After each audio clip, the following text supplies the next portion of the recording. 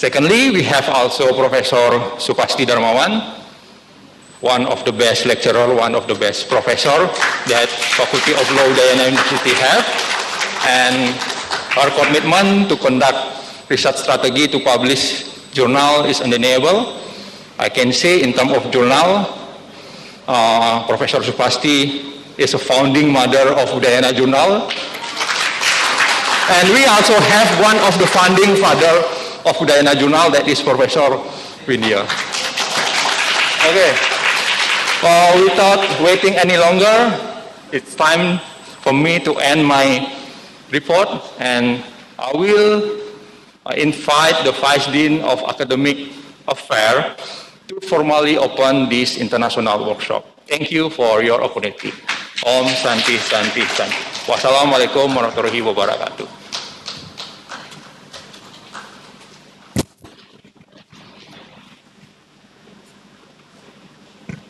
Thank you for the committee report, Mr. Parikasit. We will continue to hear the speech and opening remarks by the Dean of Faculty of Law, Udayana University, which in this occasion will be represented by the first Vice Dean, Mrs. Dr. Desa Putu Dewi Kasih SIMO. To Mrs. Desa, time and place are yours.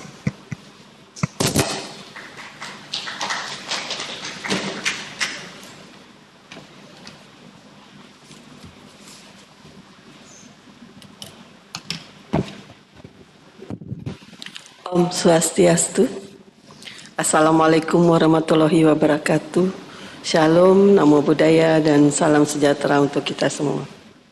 Your Excellency speakers, participants and committee to this international workshop, good morning. First and foremost, we are delighted to acknowledge the Almighty God, Ida Sang Yang Widiwasa, for His magnificent blessings. I was assigned by the Dean of Faculty of Law Udayana University to deliver remarks to this international workshop.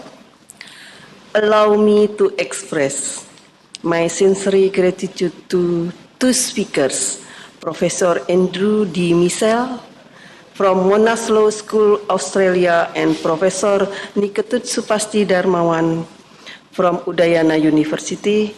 I know both speakers have excellent reputation in designing research strategy and outcome, which is important to increase the quality of law school. Also to the moderator, Madi Budi Arsika, I also want to greet all participants, both online and offline, and thank you for joining the international event. Ladies and gentlemen, this international workshop reflects the concern of the Faculty of Law Udayana University in supporting and acknowledging the importance of research strategy and outcome for improving law school ranking globally and nationally. For your information, every law school in Indonesia has to satisfy some indicators. We call it as indicator kinerja utama or key performance indicator. The indicator number 5 expressly states that the importance of research and its outcome to be applicable in society and gain international recognition. So this event can be a right momentum to discuss these issues, particularly because the two speakers can share their insight, knowledge, and strategy to improve the quality of the research as a means of increasing law school rankings. All distinguished participants, recently, Faculty of Law Udayana University is preparing to the international accreditation. All law programs from bachelor, master, and doctoral will be assigned by FIBAA, which is your international oriented agency from quality assurance and quality development in higher education. One of the important assessment is the spirit of internationalization within this faculty. I'm personally glad as we just submitted our application for FIBA accreditation last week. And now we are able to conduct international workshops to show our commitment in supporting the spirit of internationalization. Because I know Professor Andrew Michel is Associate Dean for Research in Monash Law School, I also hope that this international workshop can be the stepping stone of future collaboration and cooperation between Monash Law School and Udayana Law School. To conclude this remark, I declare that international workshop on the importance of research strategy and outcome for law school rankings is officially open. Thank you. Om Santi Santi Om.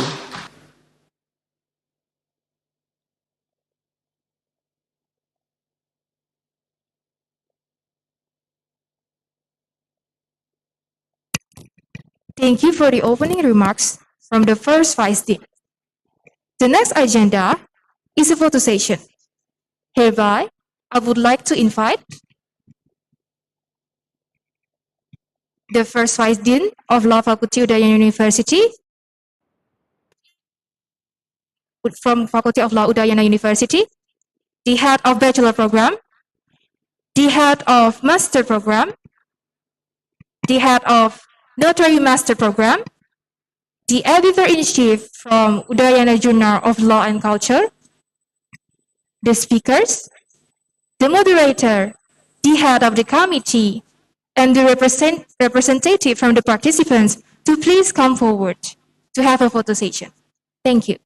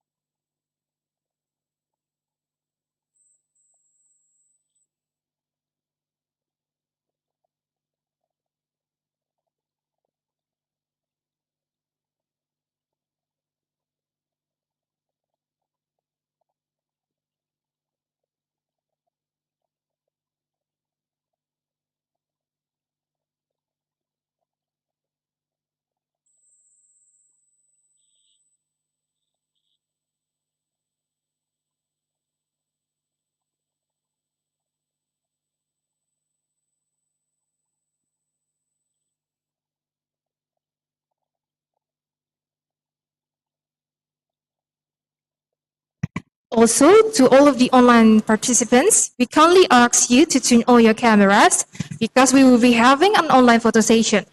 To the committee concerned, please take the pictures. And due to the multiple slides, we will have two screenshots from two of the slides. The cue is on me. 3, 2,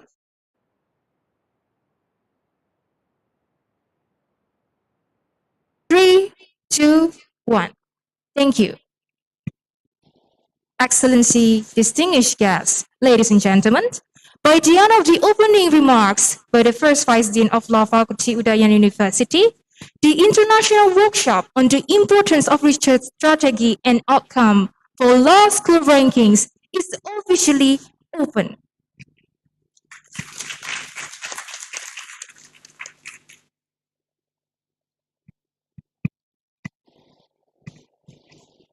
Ladies and gentlemen, to begin the event today, we will immediately hearing the main session from our amazing speakers. And before we begin, I would like to introduce you to our moderator, Mr. Imade Budi Asika, SHLLM. He is a lecturer at the Faculty of Law, Udayana University, Bali. He studied law at the Faculty of Law, in Brawijaya University, Indonesia, for his Bachelor of Law, and in the Faculty of Law Maastricht University in the Netherlands for Globalization and Law Master Program. He is interested in conducting research on public international laws, human rights, and legal aspects of tourism. Currently, he serves as a managing editor of Udayana Journal of Law and Culture. Without any further ado, please welcome our moderator, Mr. Imade Budi Arsika SLLM. Time and place are yours.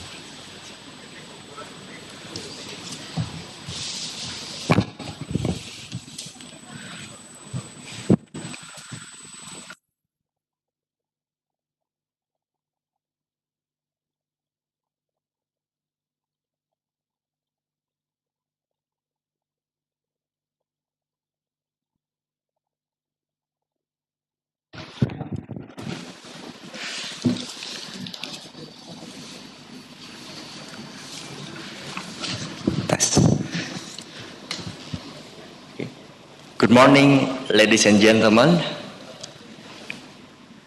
I was assigned by the committee to facilitate the event today called as the International Workshop on the Importance of Strategy and Result Research for Law School Ranking. I guess a few minutes ago, both the Vice Dean for Academic Affairs and the Head of Committee have introduced the speakers. So we have two distinguished speakers here. Professor Andrew Mitchell, the Associate Dean of the Monash Law School, Australia, and Professor Ketut Supasti Darmawan from Udayana University, Faculty of Law.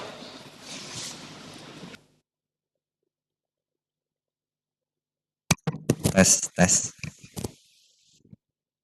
Ladies and gentlemen, the issue of law school ranking is part of general concerns of all higher education in the world, because nowadays the trends is about how to elevate the ranks of universities as well as the faculty and study programs due to the assessment provided by several institutions. Whatsoever, we know that there is a competition among the law schools in every countries, and as what the head of committee today presented during the report. So, for example, the Monash Law School is now ranked number 5 nationally in Australia. So it is a remarkable achievement for Monash Law School. A few days ago, perhaps academicians, I mean both lecturers and also students, we get informations about how 5 big law school in Indonesia was considered, included in the, if I'm not mistaken, the best 500 law school in the world. I guess all university leaders including, of course, the Dean of Law Schools in Indonesia, now make an effort to do the best, yeah, to increase the capacity and also make an effort to strengthening the capacity of all human resources to elevate the rank of the law school. It is a trend. Yeah. Now, it is a good time for us to hear from Professor Andrew Mitchell. Yeah. Professor Andrew, yeah, as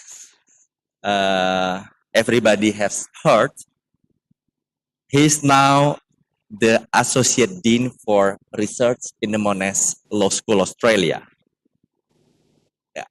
He studied law in Melbourne, University of Melbourne for Bachelor of Law and Bachelor of Commerce with the awarded with Holmes. He continued his study for Master of Law in Harvard Law School, the United States of America, and take the PhD in Law in the University of Cambridge, United Kingdom. I guess it is a good time for us, yeah, to hear from him about how the, let's say, the leader in the School of Law in Monash, Australia, do a lot of work in maintaining as well as elevating their ranking. I guess one of the consequences of the ranking is, okay, let's say, if there is a grant, for example, yeah, the grant will be awarded, yeah. It can be based on the ranking of the university, for example. So I guess it is very important topic today, and we would like also to hear because he is editor at the reputable journal over the world, yeah. So we would like to hear the relevance of the research, yeah, to support the law school ranking. Without further ado, I would like to invite Professor Andrew Mitchell to deliver remarks, yeah, and also please kindly share your knowledge and experience around 25 minutes. Time is yours, please.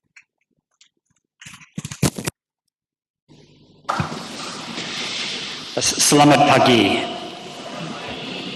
Vice Dean of Academic Affairs, distinguished faculty of Udayana University, organising committee, students and guests. It's a great honour for me to return to Udayana University and back to Indonesia and back to Bali.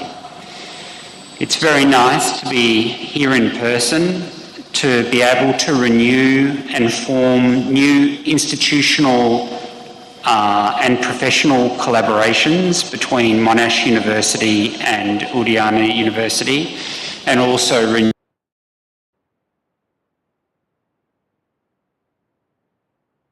Before I begin, I want to acknowledge the difficulty that so many of us have experienced with COVID-19 and how much problems it's created for both of our countries. And I trust and believe that we've now been through the worst of it. But I want to congratulate the university, the faculty and the students on their strength and resilience during this very difficult period. So in my presentation, I want to talk a little bit about research strategy in general, and then talk a little bit about rankings. And then during the discussion period, we can go and explore areas that are of more interest. And so recently when I joined Monash, I was developing a new strategy to try to increase the faculty's research capability, to strengthen its performance, and to develop its research culture, while also building on its existing achievements. And I think any research strategy needs to address a number of different areas by looking for new measures and new initiatives to boost research, and to highlight existing measures and initiatives and explain and understand how they'll contribute to the research strategy's objectives and interact with any proposed new measures. So the research strategy should try to improve the research performance of all faculty with a focus on improving the overall quality of of research that staff at the faculty undertake. Should try to inculcate a culture of high performance and excellence within the faculty, and should foster research-focused career development for faculty staff, as well as improve the staff members' knowledge and capabilities relating to research best practices. It should also try to attract, develop and retain high-quality researchers. And then lastly, it should also improve the faculty's ratings and rankings. Now, sometimes it's suggested that a faculty should just try to increase the total overall number of publications that it produces. But I believe that this misunderstands research ranking methodology and more generally the role of quantitative metrics as indicators of excellence. Instead, the focus, which is the focus of most proper evaluation processes, is on quality, not quantity. The evaluation processes tend to use one of two types of indicators depending on the particular discipline under evaluation. So law is part of the humanities and social sciences, and these disciplines are typically judged according to a peer review process. STEM disciplines, like the science, technology, engineering and mathematics, tend to be judged more on a citation analysis. So from a practical perspective, simply trying to require staff members to produce more overall outputs is likely to reduce in fewer high-quality outputs, given that the expectation is to produce more outputs in a shorter period of time. Now, the law discipline is amongst the disciplines that traditionally has produced the least collaborative scholarship.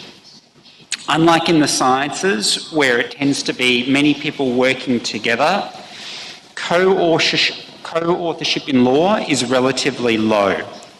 But within Australian law schools in particular, it has been increasing over the last 2 decades. And a review of co-authorship within Australian law schools reveals that some scholars there engage in what's called the role model scholarship, where senior scholars mentor and collaborate with more junior faculty members. Evidence shows that the best Australian law schools, in terms of their publications in high-quality Australian journals, have a higher number of co-authored articles. And so, as pointed out by Farrell and Smith in their work, 5 of the 6 law schools with the highest number of co-authored articles on a per capita basis were the 5 law schools to receive the top research ranking in Australia. And so what that suggests is that there's a positive relationship between co-authorship and quality adjusted research productivity, or that co-authored articles tend to get into better journals. There is also evidence in the field of economics that co-authorship is positively correlated with research productivity, the acceptance of papers in top journals and also citations. There are several number of different types of benefits arising from collaboration and co-authorship in particular. So, for example, Farrell and Smith note that it can have very positive effects on research productivity. It can facilitate the division of labour, increase the number of views, ideas and opinions that are available, therefore increasing the spread and the quality of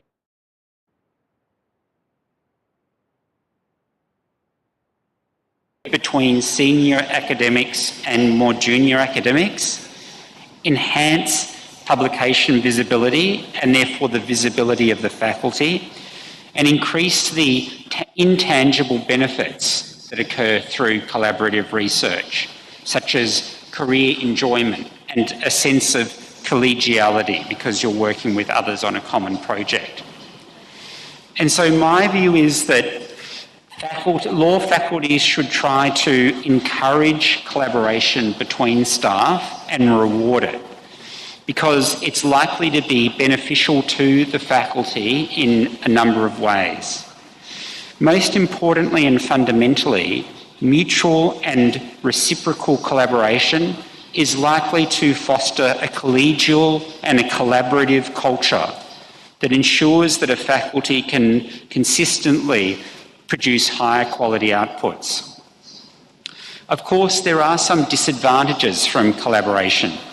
These include the need to make compromises, the risk of having inconsistent arguments being presented together, having disjointed or inconsistent style or prose, the increased costs of organisation and communication, a loss of a sense of ownership, and incompatibility with the doctrinal nature of much of Australian legal research.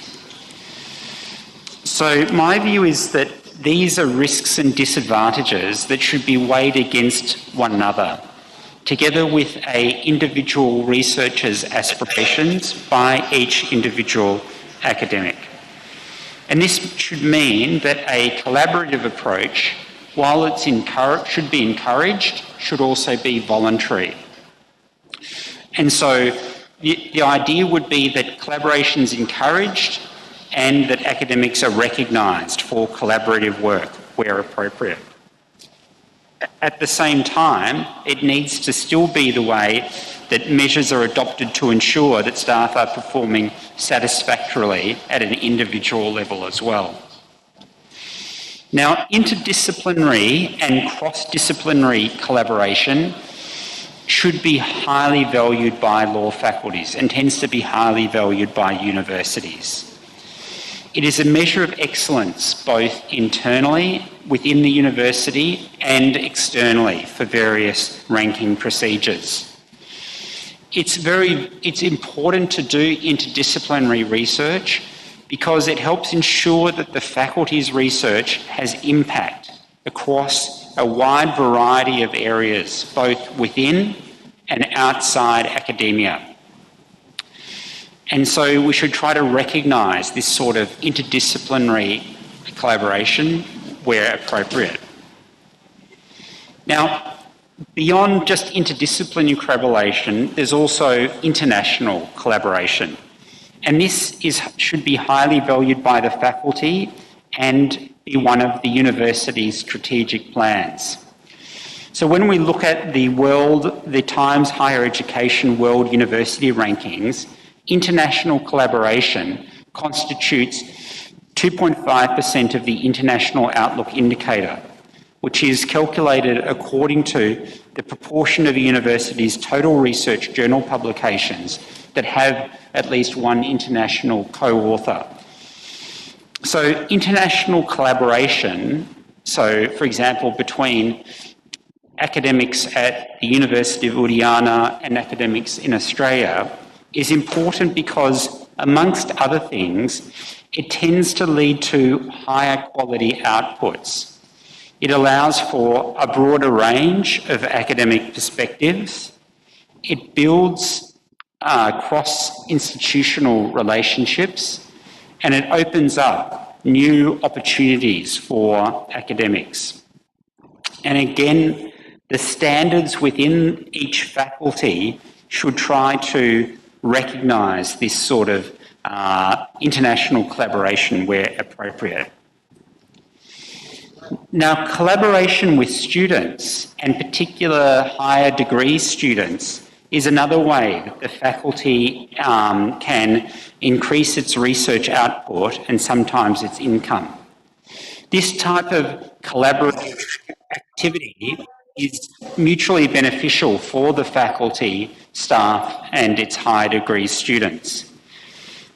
And I'll talk later about what useful means this collaboration.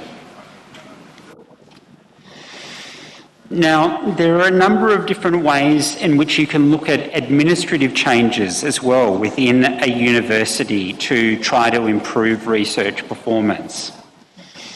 So one is in relation to teaching and administrative duties.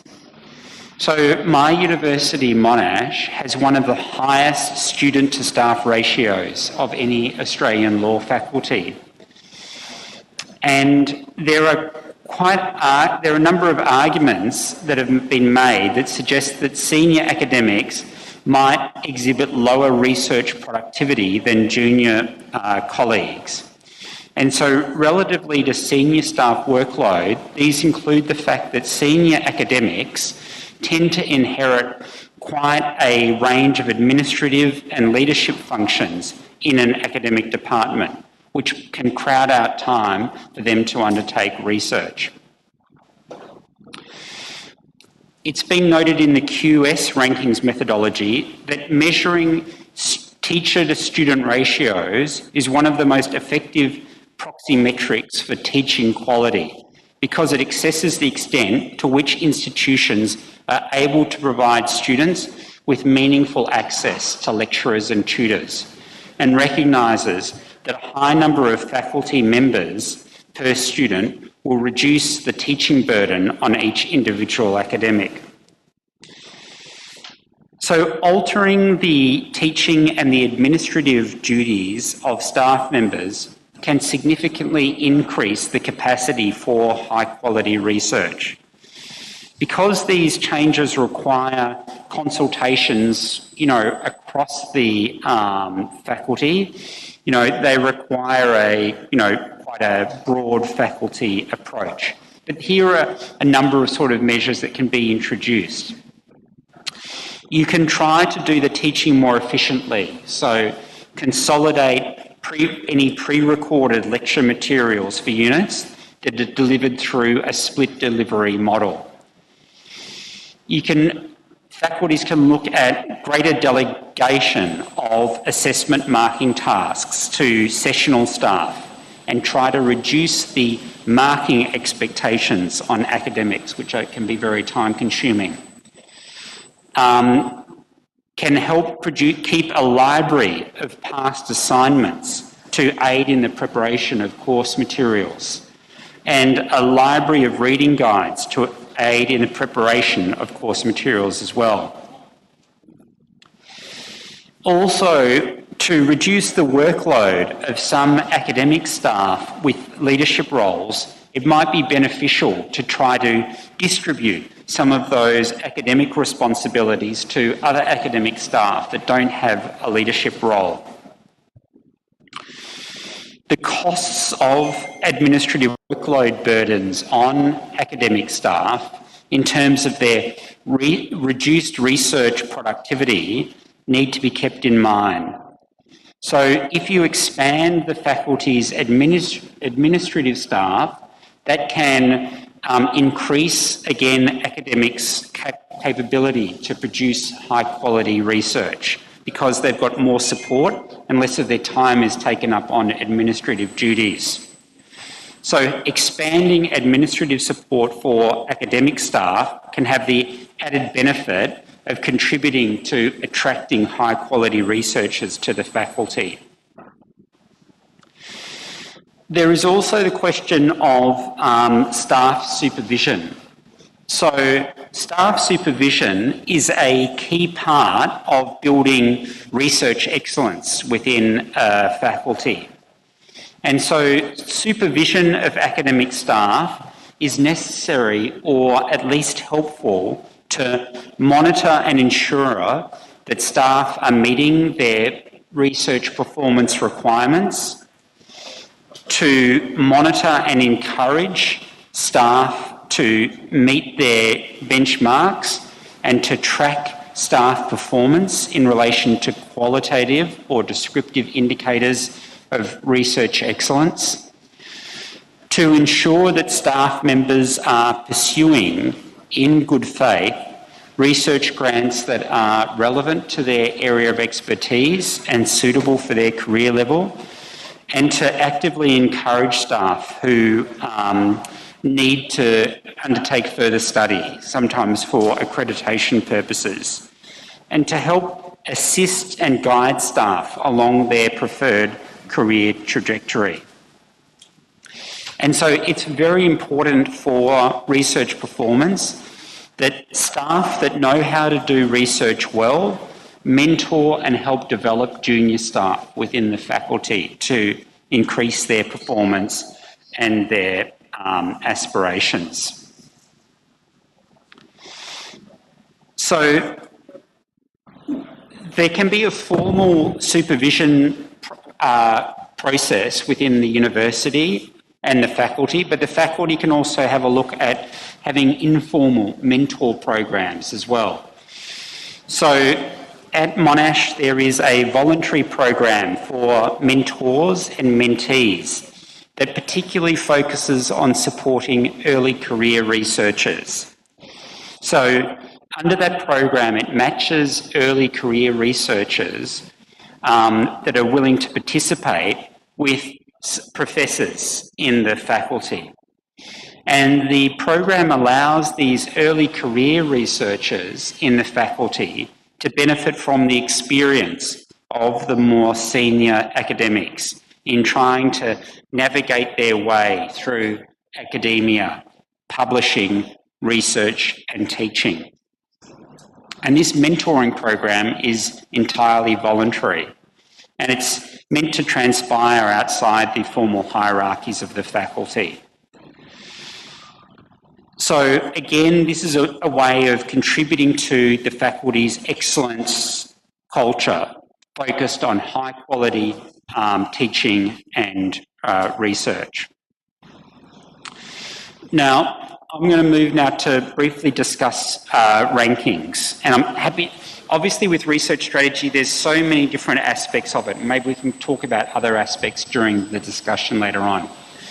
But when we turn to rankings now, there are many different ranking systems. So, for example, there's the Times Higher Education, the THE or Times World University Rankings, or WUR. There's the QS WUR and QSWR by subject rankings, the Corneli-Simmons system.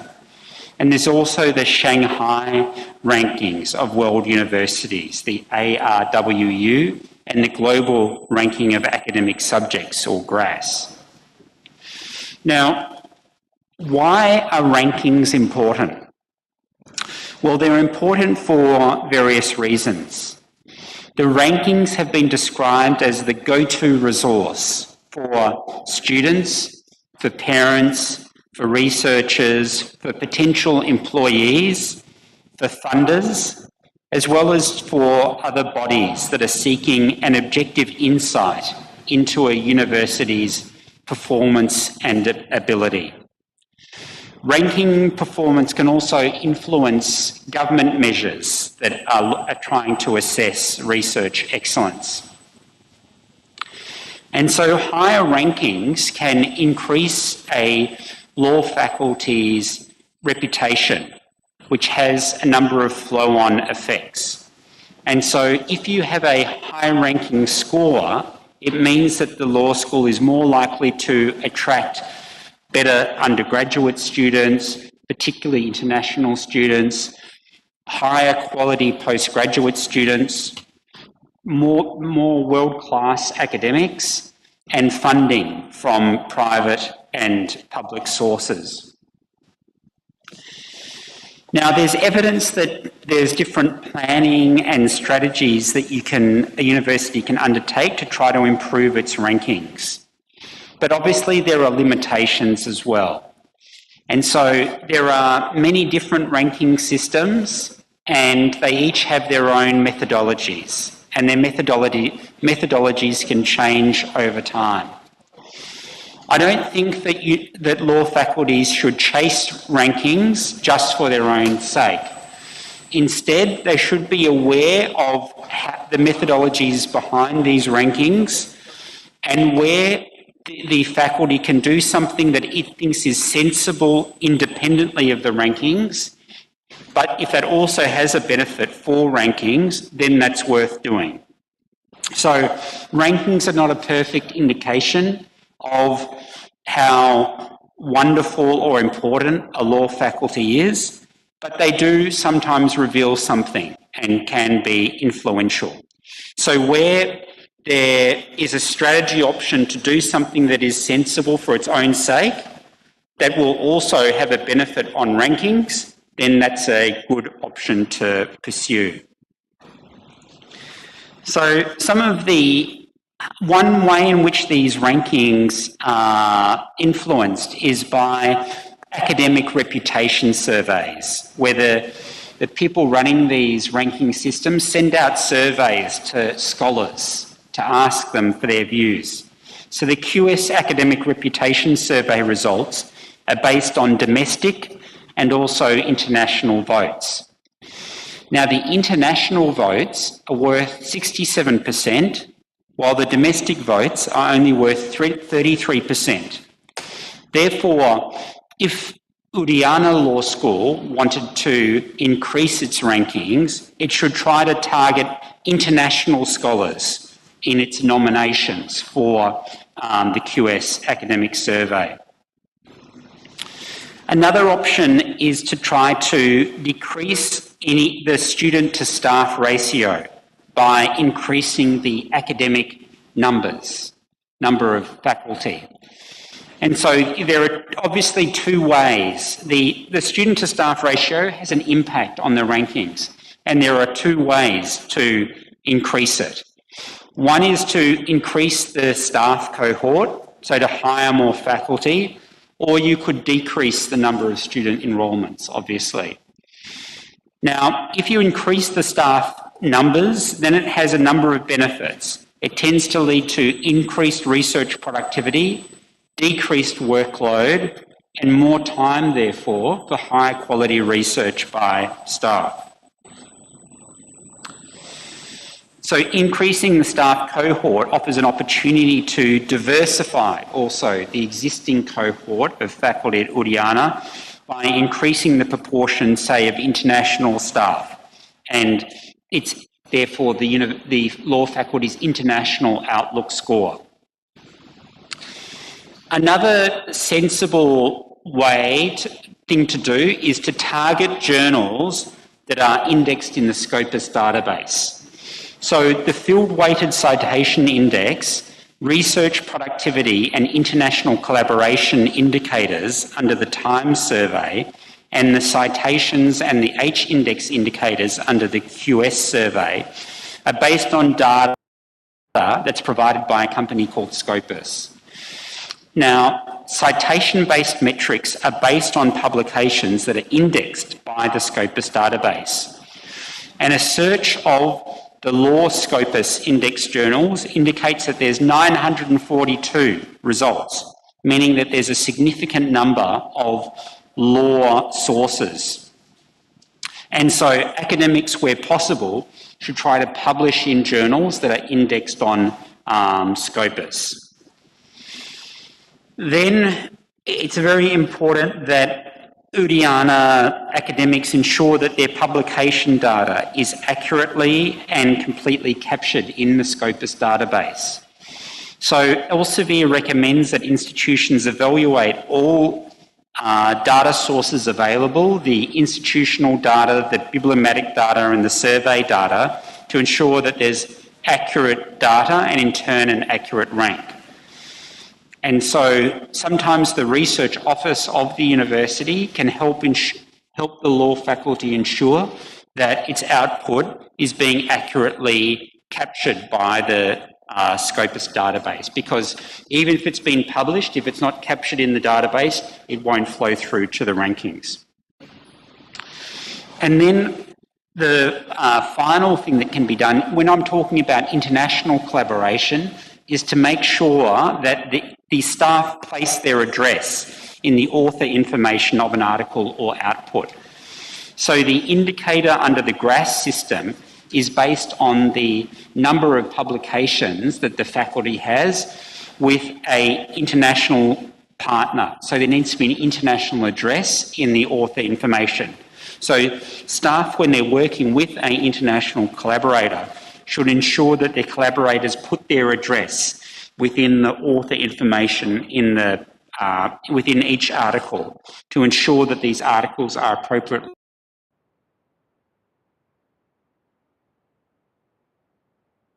Sorry, but maybe we can have speak more when we come to the questions. Thank you very much.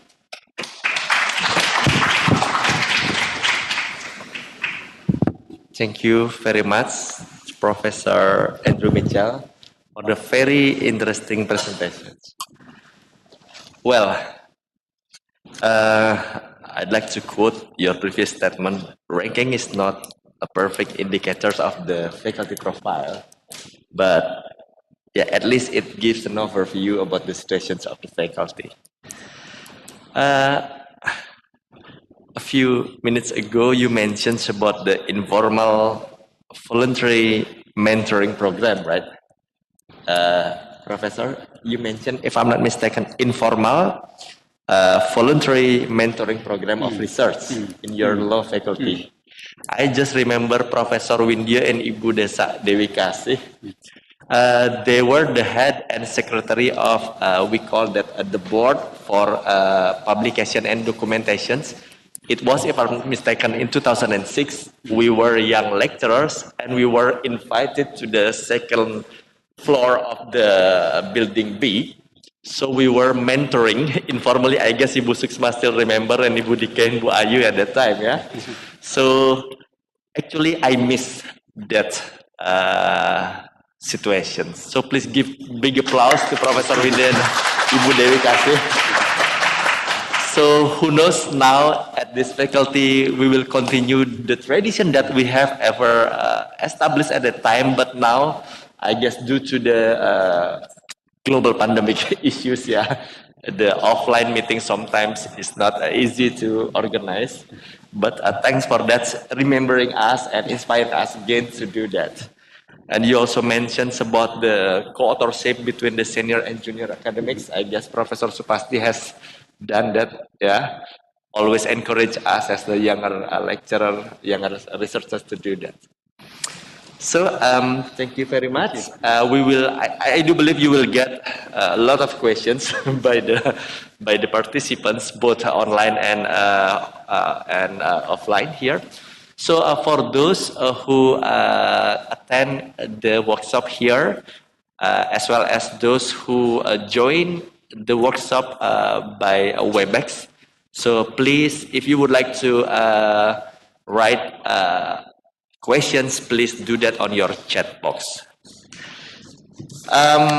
Now I'd like to continue the workshops by inviting the second speakers. So I guess this is one of the most famous professor in Udayana University, Professor Niketut Supasti Darmawan, often called as Professor Supasti. Yeah. He studied law in Udayana University for the Bachelor of Law and continuing Master and Doctoral of Law in Diponegoro University Semarang, and also a Master Program of Globalizations and Law at a Faculty of Law Maastricht University, the Netherlands. With regards to the international collaborations, yeah, he experienced managing the international collaboration project, for example, with the Dutch institutions under the NPT NUFIC projects, as well as the project for the clinical legal educations with the partners, I guess, all from Australia, from the US, from Czech Republic, Turkey, etc. She is now also still, Mr. Parikesit mentions she's one of the founding mother of an international journal here. So she's now the chief editor of Udayana Lawmaster Journal. Without further ado, I'd like to invite Professor Supasti to deliver your presentations. Please.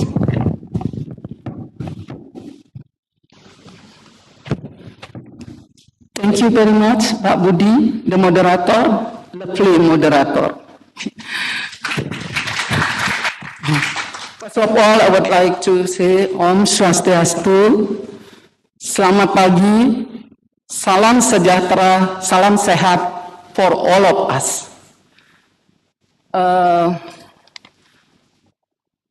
would like to thank first for the Dean and then also for the Vice Dean for academic to invite me. Is it a great honor for me to present here in a forum, in one forum with the Professor Andrew. It's really a great honor. And then also I would like to thank and then Excellency, the head of doctorate program, doctorate magister for notary, and then of course my guru from India. Okay, thank you very much. So you always come. Okay, and then for the committee, and then also lovely team.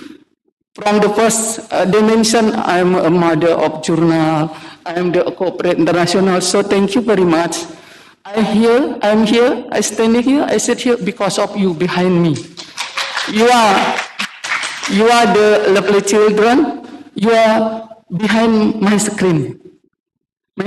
And then one thing make the mother happy if the children can have advanced achievement than the mother. So here, Pak Sigit, Pak Budi, Pak Yuda, Bu Ayu, and the other our college, they have nice and excellent publication in more an international journal with the ID Scopus. Applause for them. Yeah. Okay, thank you very much. Yes, I would directly go to my presentation. Professor Andrew emphasized about the research, and then myself would like just in general overview about publishing research result for law school ranking, how and where. So how and where. So in our campus we call it the Faculty of Law, but in the side of other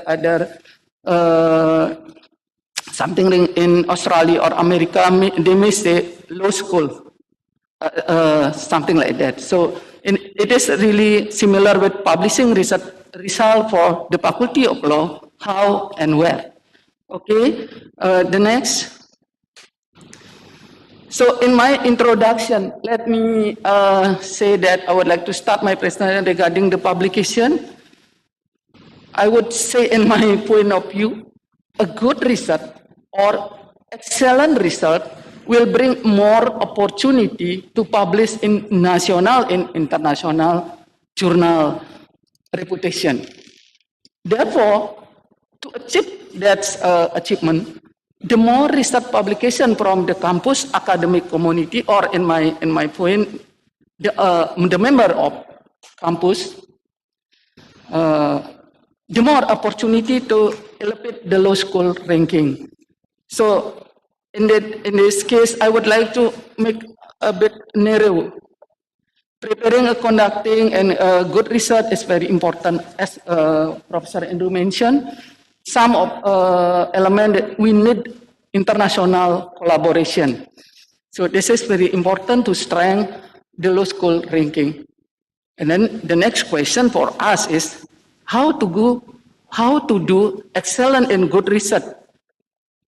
At least for based on our experience, First, focusing on specific research topic that relevant to the competence of the researchers.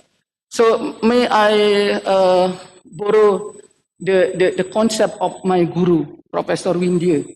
In Bahasa, he always mentioned everywhere, we have a forum, something like that, he mentioned, do something, elah, aluh, enggal. Elah mean that is here. Allah also mean a bit similar, Asia. Asia for us because that's our competence. Don't try to do other people competent. Something from India, he expert in that law, so he focus on that law. For example, I myself, I focus on intellectual property. Don't try go to criminal law, something like that. That's, thank you, that's strategic. I learned from my guru. And then, elah, aluh, enggal. And then make it, we can go faster. Why faster? Because of we using the legal research, ethic, step by step, make our step of research level of academic. Yes. Don't breaching the legal, the ethic of research ethic. That's another important. Of course, developing, narrowing and developing, make clear our research question, and then research methodology must match with them. So at least for bringing the excellent and good research. Okay. Next. So to understand the need for law school ranking, I try to make narrow. In the, for example, the Faculty of Law in Indonesia, and then I make narrow again in our faculty, Faculty of Law Udayana University. Yeah. Just try to make simple, narrow for the first time. First, the need for publication for law school academic community is actually in line with the need of law school ranking. This is in line. For that,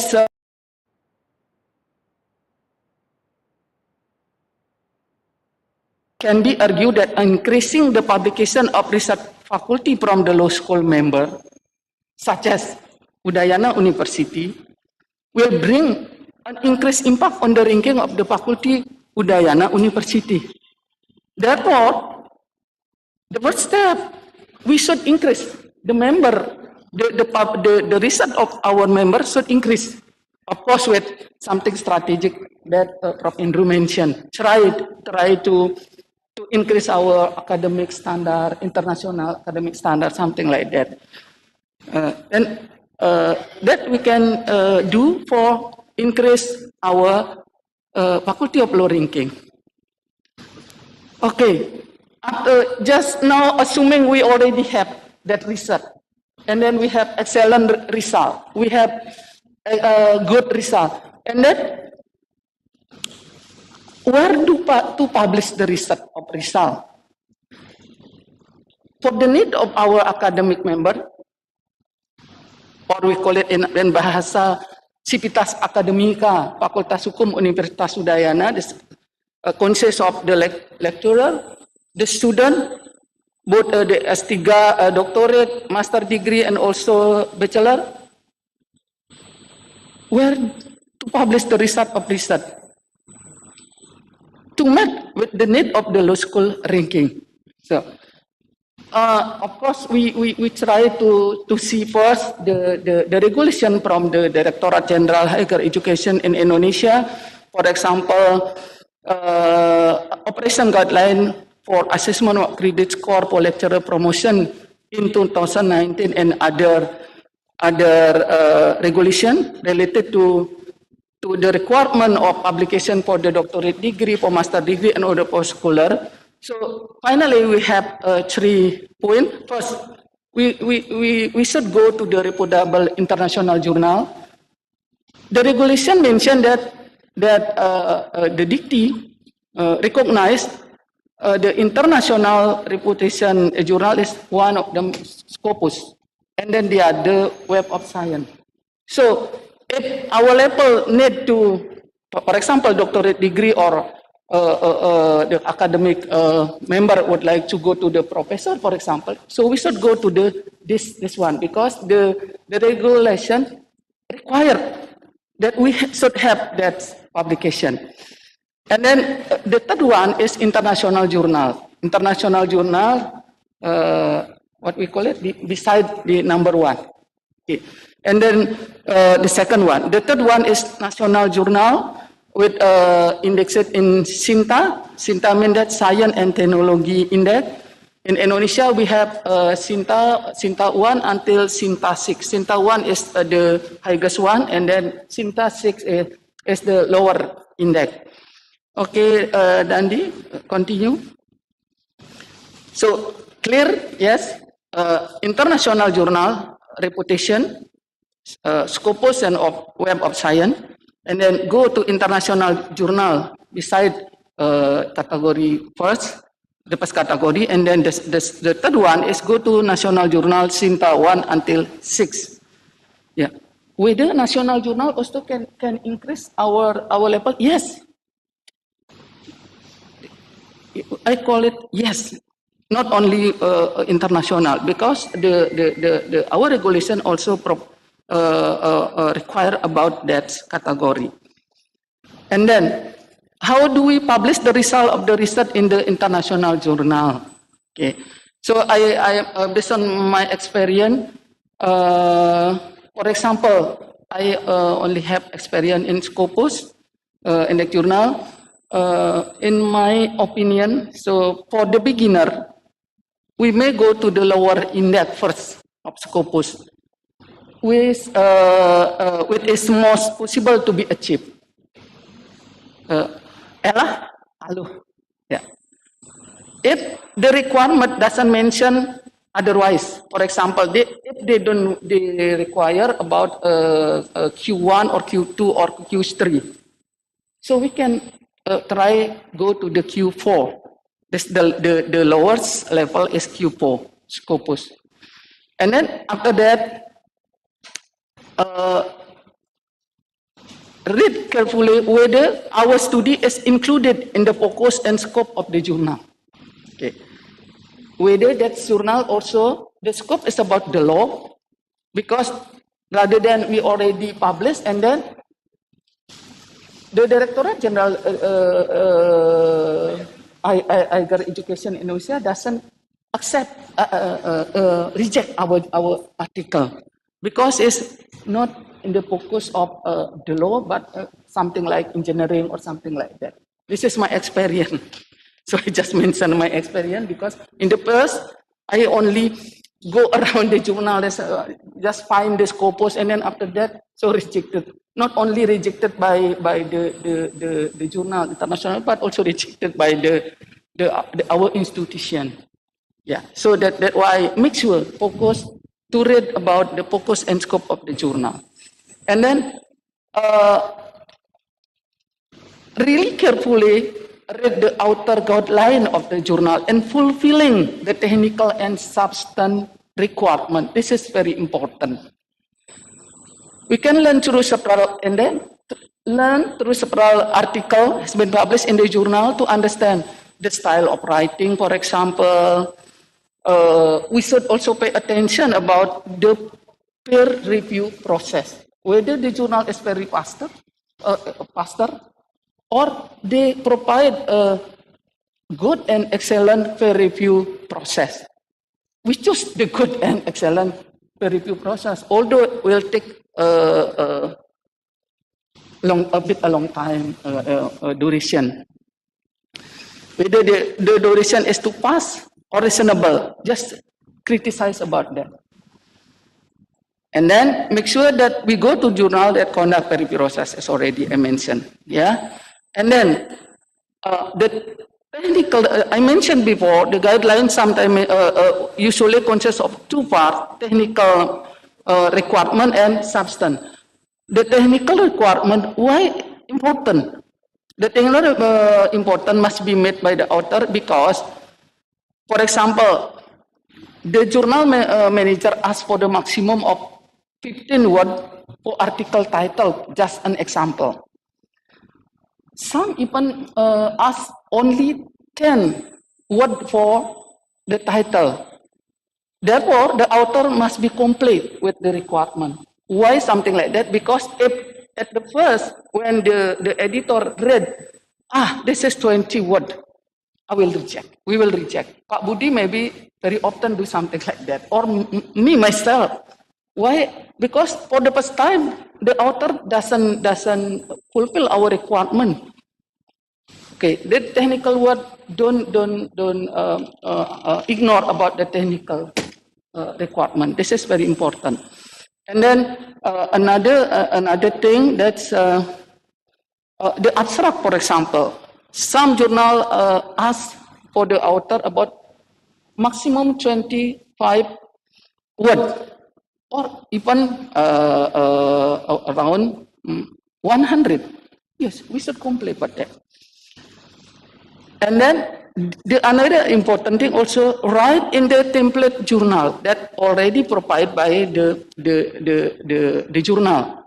Because this is make the management easier to elaborate the article, something like that. For example, another requirement, using the Harvard style model with Mendeley system, something like that. So we should try to learn about Mendeley, about Harvard, and something like that. Just an example here, I mentioned one of our article. So why I saw this article, not I don't want to show myself, but just also to respect, to reminding my guru, another guru from academic international, Professor Grad. My great, what we call it, Pak Budi, my deep condolence for him, because just last week he passed away.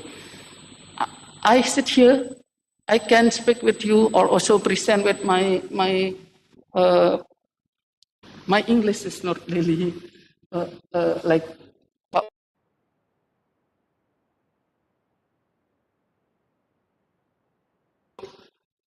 wherever he now, yeah, I pray for him. Rest in peace, Prof. Grad. Okay, thank you for your academic atmosphere, international academic atmosphere. You always hug us when we face difficulty when we in Netherlands. Thank you for everything that you did with us. Okay. He support me. He emphasized me. Supasti, you should write only 10 words for the title. Don't more than that. It's very difficult, Professor. No, you must do that because this is requirement, something like that. Yeah. Okay, that's my experience. Okay, Dandi, substance tadi ini sebut Indonesia. Before we mentioned about technical requirement, now we go to substance requirement. Why is important? The article submitted to the journal show the real bond between the title and the abstract background and the legal issue, legal problem, legal method, discussion and analysis, and also, of course, conclusion. So, after that, we try to write in clear and specific background of the study in clear legal issue. If we write in clear background and legal issue and related one at other, so it is more chance for us, for our article to be accepted, because the reader will understand what you mention, what you need to communicate with the reader, something like that. It is in my point. And then, of course, we should then continue by comprehensive discussion and analysis supported by relevant legal document, whether local, national, and international. Sometimes, Professor, in our community, people prepare about a local document, what we call it, Komadat, for example. Can we publish here as an international publication? Yes, why not? Because in the world, we have also, they have customary law, So why don't we compare about that?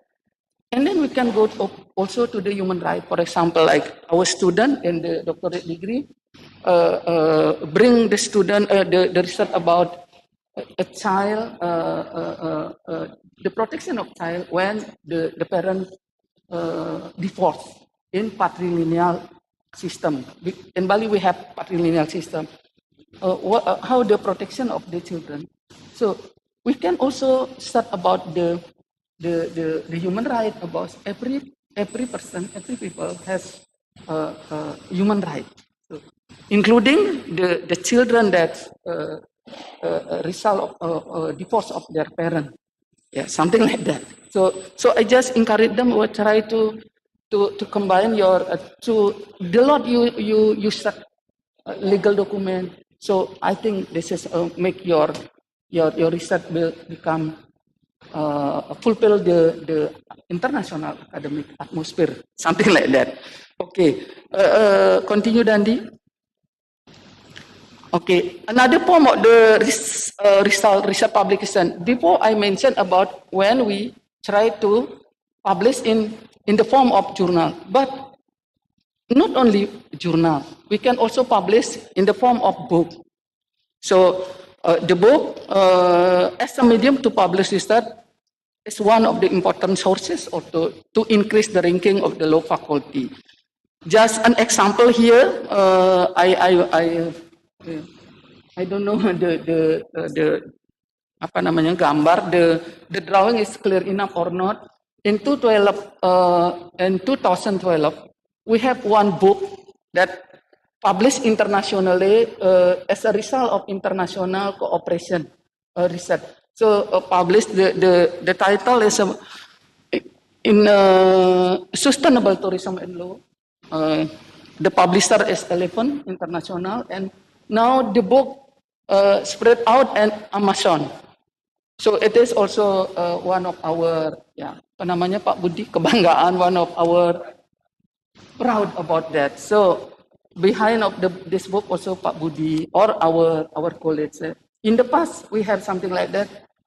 So we hope that now Professor Andrew come here and then we can also collaborate in international research or international publication. Yeah, that's my hope. Yes, to strengthen our quality of academic atmosphere. Thank you very much, Prof. Andrew. Okay, Dandi, continue.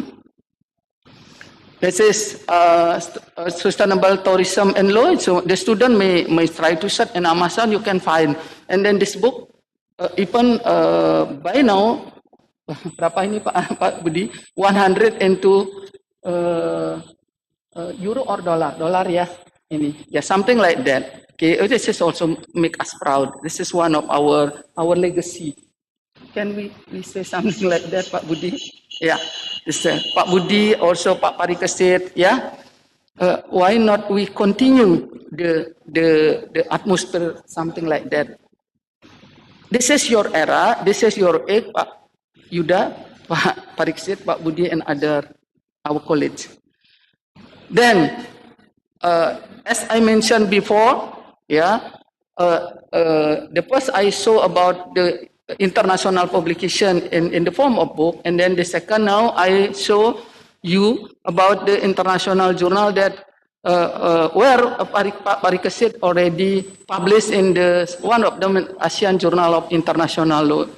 This is also make me proud because the mother will very happy if the children can yeah, have achievement, advanced achievement than the mother. So my respect for Pak Parikesit, Pak Budi, Pak Yuda, Bu Ayu, and other colleagues that already have a nice reputation journal, or what we call it, nice itu yang baik, yang bagus, reputasi yang bagus, a good reputation. Not only just Scopus, but good reputation. So Q2, Q second. Just to remind us, in 2008 and 2019 we have the photo, something like that. So we went to around Europe we study in Maastricht University. We go to Belgium. We do go to Paris or even in WTO or Geneva with the Professor Pandan Bos or something like that. So why we now? What do you call it? Now we continue. That's a nice atmosphere about that. Ya, Ibu, adik dua, adik satu, Bapak Koprodi. So this is my hope. My guru, Prof. Windya, always support me to do supasti. Dadi menyeledet, tapi dia merenang. In bahasa Pak Budi, in English, dadi nyeledet. You may see other people, but don't confuse about that. Stay in your nature. Make it your stronger. Thank you very much. Okay. Just the end. Matur sukseme sekian. Kirang rangkungnya. Mohon maaf, niki duenang sareng sami. Sukseme Pak Budi. Thank you very much, Professor Supasti, for interesting presentations. Yeah, I guess this is the challenge for all of us. Yeah, the academics especially, as well as the students at all level. I guess we are here having Professor Sudarma Sumadi, the coordinator for the PhD program here. Yeah, and also we have also some other coordinators program here. Publication is always a challenge. Yeah. Not only journal, but there are some means, for example, the book chapter as mentioned by Professor Supasti, or maybe textbook, monograph, whatsoever. Professor Supasti emphasized the three models of journals that usually submitted by our academics. Yeah? For example, the number one is the what's so-called the reputable journals. Yeah. International reputable journals, and then the second one is international journal, and last one is the national journal that is we call accredited, yeah, or standardized by our government.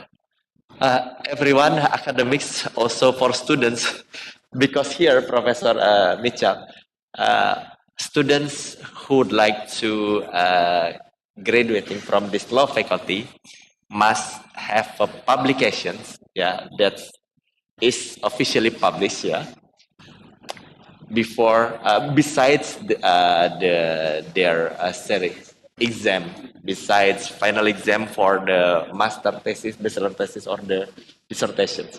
So the leaders of this faculty always encourage, not only encourage, but also sometimes force them at the very beginning, yeah, starting their education. So please try to find a journal and start writing and check the methodology, because it is the formal requirements to graduating from this law faculty.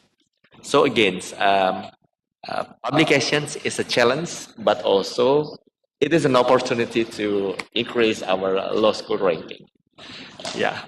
So I guess you have heard that Professor Supasti asking kindly about who knows you would like to channeling, and maybe would like to have a good collaboration, maybe in, for example, in the book chapter, yeah. And we have here Ibu Suksma, the head of cooperations board at this faculty, yeah. Because maybe at the end of this program we can have informal talks, yeah, about how to let's say initiate some cooperations in the field of research, publication, and some institutional programs. Thank you, professors. Anyway. So, ladies and gentlemen, here I just checked at the chat box on the WebEx. There is no questions yet, but I do believe the participants here who attend the workshops at this aula have prepared questions to the two speakers. Yeah, we have time, yeah, for a lot of questions or maybe remarks, yeah, by the participants. So now I'd like to invite the the two questions from the floor, I mean from the offline participants first. Who gonna start? Please raise your hand. Yeah, we have a lady, number one, and one more. Oh, also a lady in what? Ibu Dia. Okay, thank you very much. First up, please kindly introduce yourself. Okay, Yeah. thank you, Mr. Thank Budi. My name is Putugalo Satitigandi. I am from the 21st. Excuse me, your name is? Putugalo Satitigandi. Putu. Yes. Thank you. You can call me Galuh. Now I want to ask Professor Andrew. You are from the Monash Law School, and what do you think is the hardest obstacle that you as a college, as a law school, have to establish your research strategy and the rankings that you have now? Do you understand what my question is? Can you understand? Could you please to repeat and make it loud, please? Okay. What is the hardest obstacle of establishing the research strategy in the Monash Law School? Thank you. Okay, what is the hardest obstacle? Yeah, and thank you very much. Yeah, so your questions is addressed to Professor Mitchell. Thank you, Putu. And now, Ibu Cok Dia, please.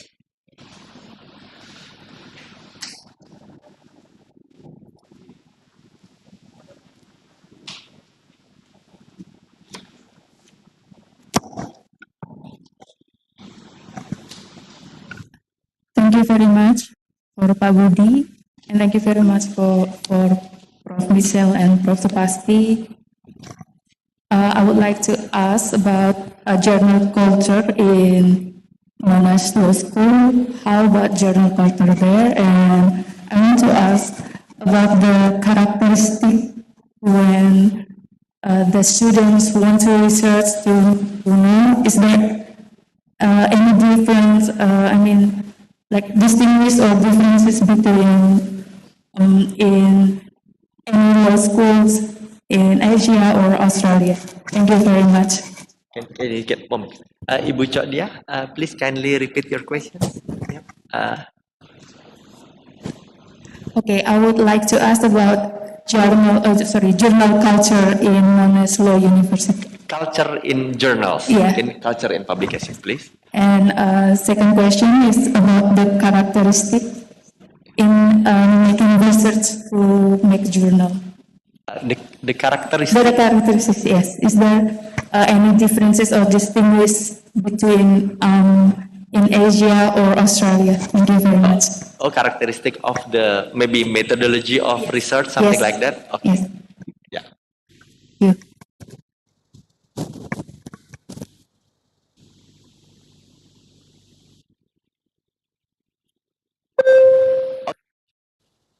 We have two questions to Professors Mitchell, so I will give the time to you, Professors. Thank you very much for the questions. And so the first one, I think, was what is the hardest aspect of the research strategy? I think it's all hard in some ways. So seeing all of the different connections and the different things that impact on research performance is difficult and complicated.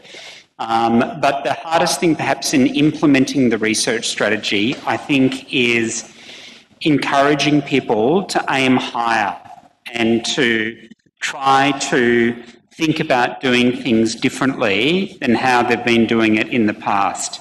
I think all of us are comfortable with what we've already done, and sometimes it can be a challenge to think about a new way of doing things and to be more ambitious and to aim for more prestigious journals. I think sometimes people are shy and think that their work is not as good as it is and don't sometimes try for the harder journals. The second question, the first part of it was to do with the journal culture.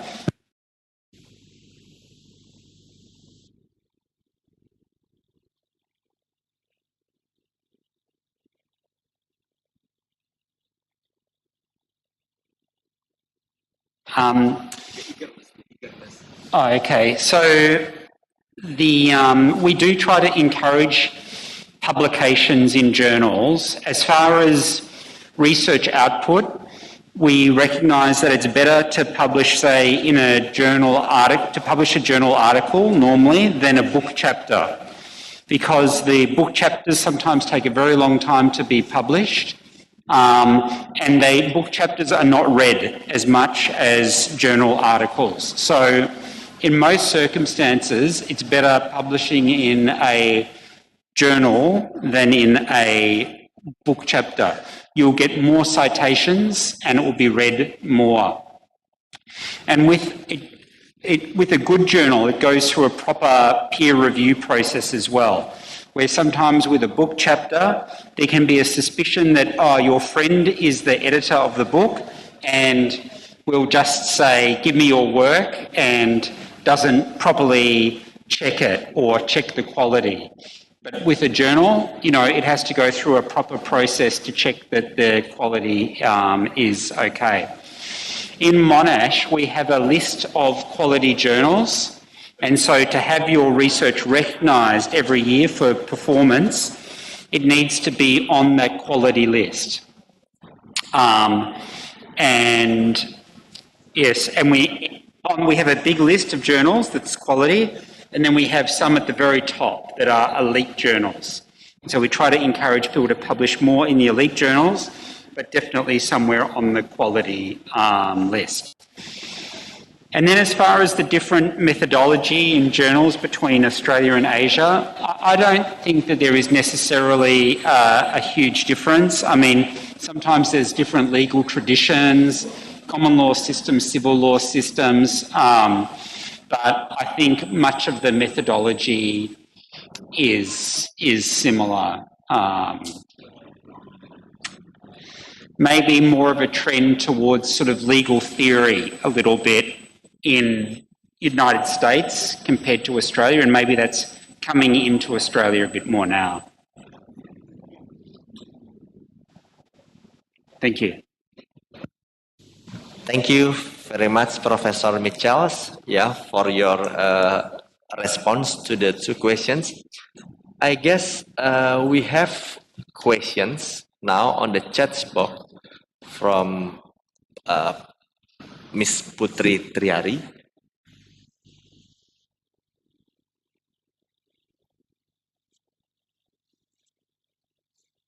Okay, I'd like to read the questions. This is from the online participants.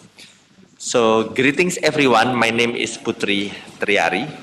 During the sessions, Professor Andrew D. Mitchell emphasized the relationships between junior and senior researchers.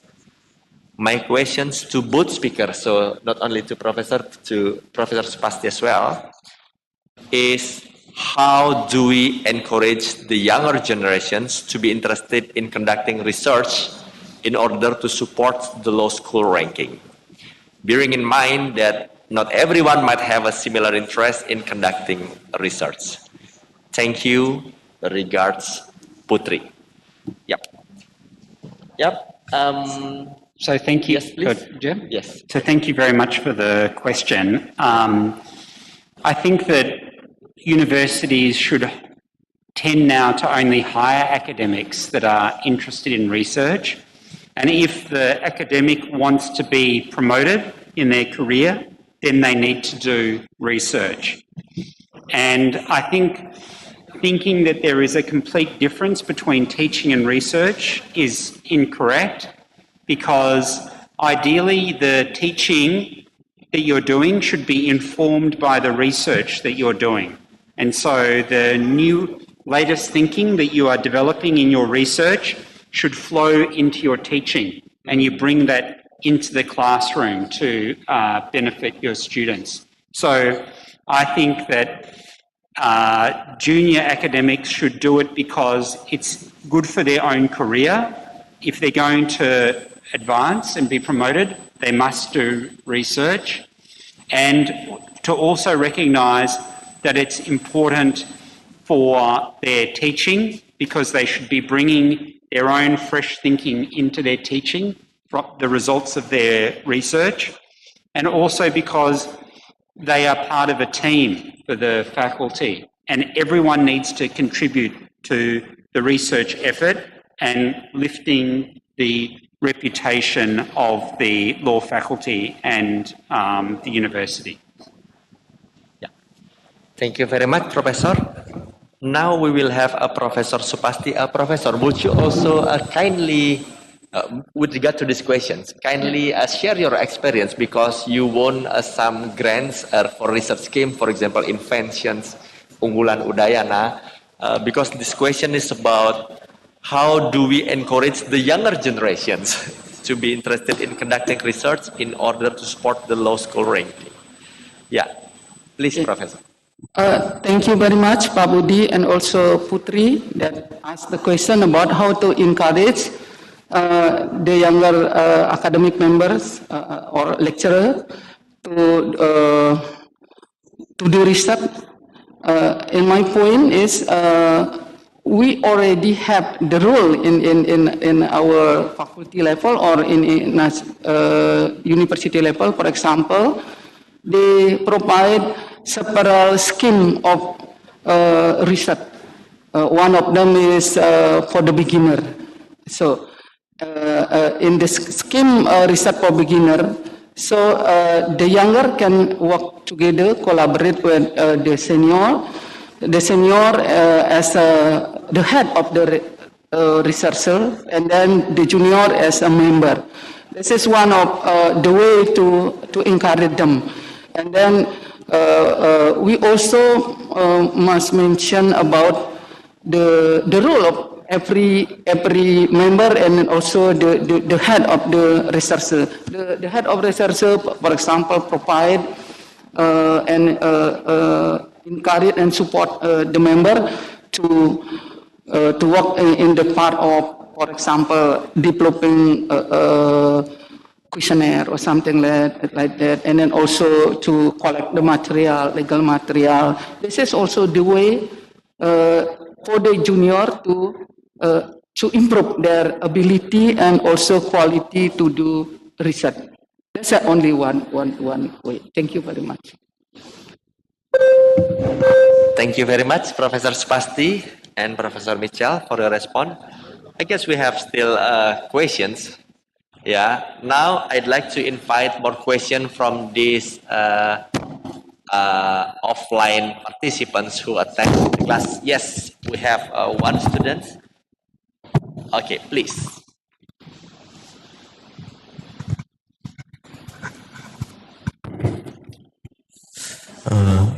Hello everyone, my name is Abhimanyu Satriarso and I want to ask question for Professor Supasti.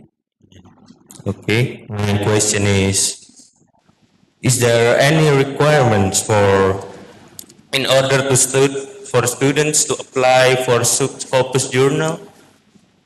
Is there any special requirement, Professor? And thank you.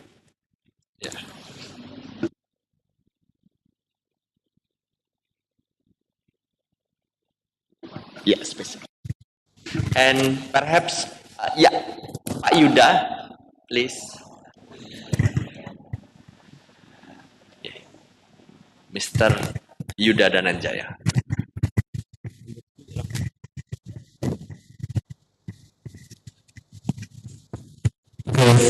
First of all, I would like to say thank you so much to both speakers for your great presentation, because I got a lot of valuable information by your presentation.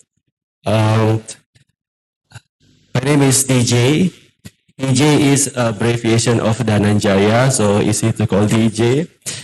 So to make it fair, I would like to ask one question to Professor Andrew and also one question to Professor Spasti. So my first question I will address to Professor Andrew. I heard by your presentation that research collaboration within universities is very important.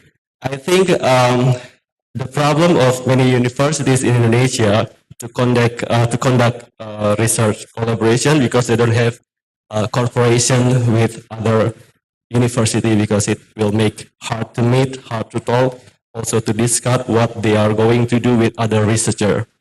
For example, like call rejection, unread email, it always happen. So will you give us any strategies how to solve it, especially when we don't have any collaboration yet? And my second question I address to Professor Supasti. What must be prepared? Because Professor Supasti always say that Professor Wimyo is my Mahaguru, and I would like to say that you are also my Mahaguru. So my question is, what must be prepared if we want to make an article that we want to submit in international accredited journal? It is also about how the strategy to make a manuscript for international qualified journal. Thank you so much. Thank you very much, Mr. DJ Dananjaya. Thank you very much. Yeah, I guess the question's quite clear. Who would like to start? Okay, please, Professor. Thank you very much for your question, which was the first part directed to me, which was how do you build international research collaborations? And it can be difficult, particularly to begin with. So some of the faculty have studied abroad, and certainly that's one way because they build friendships and an international network overseas, and then they can use that to, once they have that relationship, to stay in contact, and that can lead to research opportunities. Another way is to participate in international conferences. Again, this has been hard to do in person because of COVID, but in some ways it's become easier because we can do more things online now.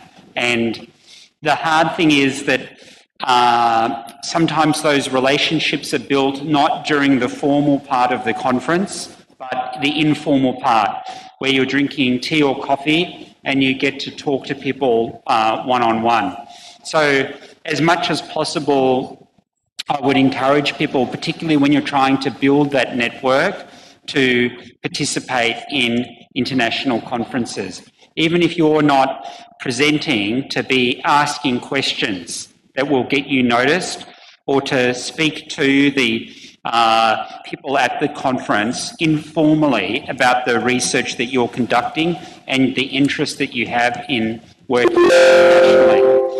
Sometimes it's also worth directly, another way is to bring the international people here, to invite people to international, to events that you're holding at the law school in Bali, and build international networks that way.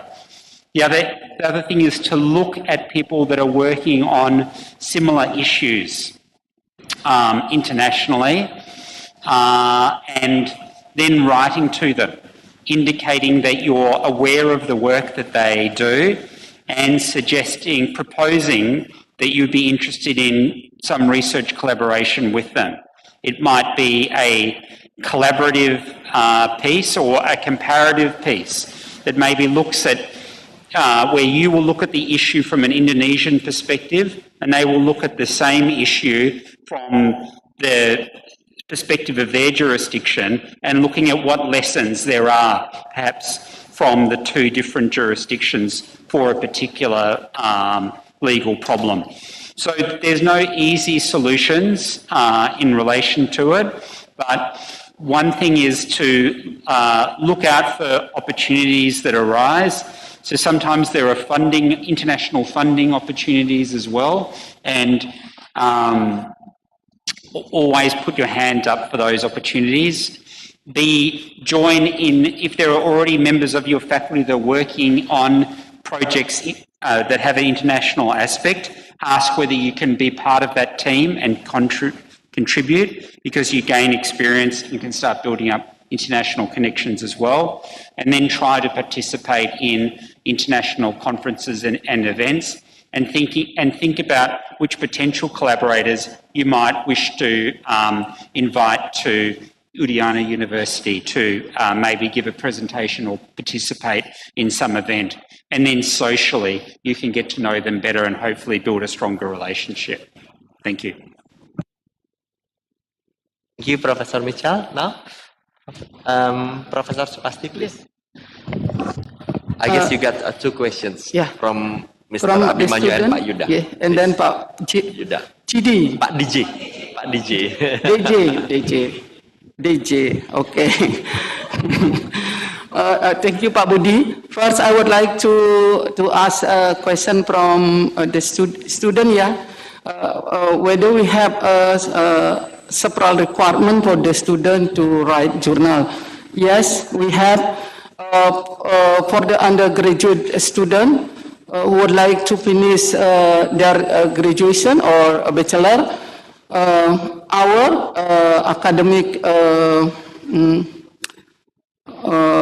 guideline require the student at least has one publication in national journal. It means that we can accept both in only national journal or either in SINTA, for example, SINTA 6, or if possible go to the highest rank of SINTA, for example, SINTA 4, 5, something like that. It's clear, yes, for the undergraduate. And then for the master degree, the requirement is go to the SINTA indexed. It means that they come, they possible from the SINTA 6 until 1. However, if the student would like to pass in the cum laude degree, for example, our requirement is in SINTA 2 to melampaui to the standard, because the standard only in SINTA, but our faculty would like to higher achievement or something like that. So must have publication in SINTA 2. And then for the doctorate degree, go to the international journal. Moreover, also go to the Scopus indexed, something like that. And then how to do that? Such I mentioned before, we prepare, do the good research, and then do the good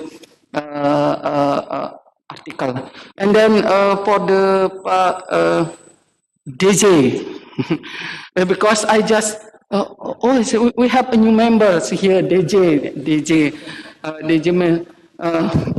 Dananjaya.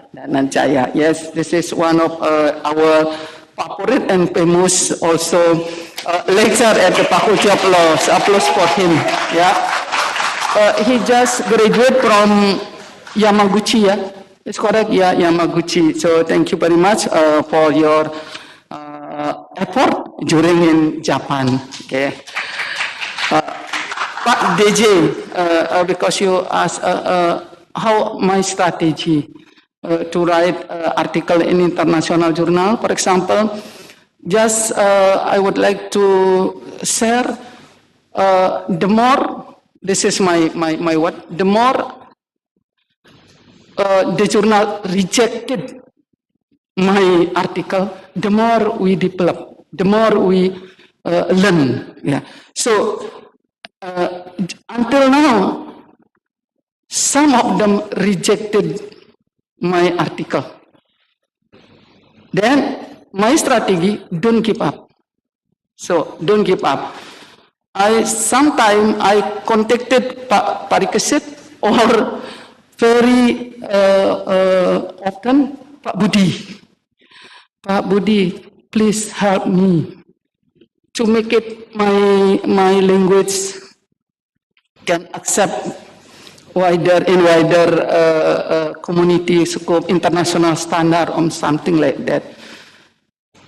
They are younger than me, but they are more than me in Pak Yuda also, something like that. So I learn from the younger, from the senior. If they have qualified about that. That's my strategy. Not only my guru is Prof. Indio or Prof. Grad, but also the younger is also my guru. You always supported me. You are people behind my screen. Thank you. And then the second one, I agree. And I do also, like Professor Andrew mentioned, just keep our nets working. For example, when I have a publication in, what do you call it, Hasanuddin. So after I finish write, I send to Ingrid. Ingrid, please read my article. So Ingrid give me more correction, more criticism about it. Supposedly you should do this one. You must understand that the reader is international people, not only okay. Don't give up, something like that. That's the way. And then always write in our competent. That's maybe a bit strategy. There are a lot of strategy, but it says try make checklist. I always ask also the student. We work together, present, and then hearing also not only people as level as us, but also the lower level, whether they understand what we write. If they understand, it's okay. And then go to the similar level, and then go to the higher level. That's also another strategy. Thank you. Pak CT. Thank you very much, Professor Supasti and Professor Mitchell. Ya, Pak DJ Dananjaya. Professor Andrew Dananjaya is the other name of Arjuna or Partha that is well recognized of the Mahabharata epic. Yeah, the very bright, the very handsome and inspired heroes. So that's the meaning of Dananjaya. Okay. I'm afraid you will give me a cup of coffee after this. No, just kidding. Yeah. So,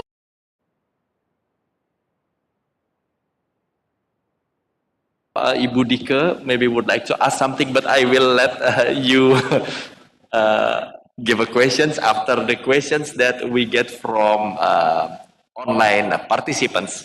So kindly allow me to read the questions by participants that is delivered online.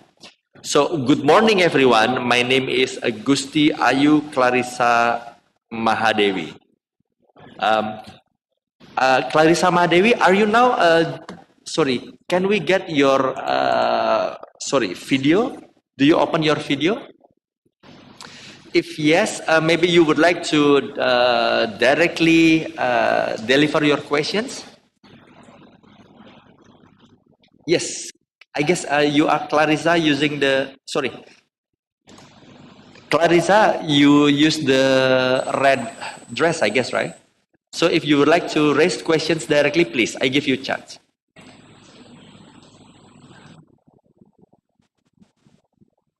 Hello, Clarissa, can you hear my voice?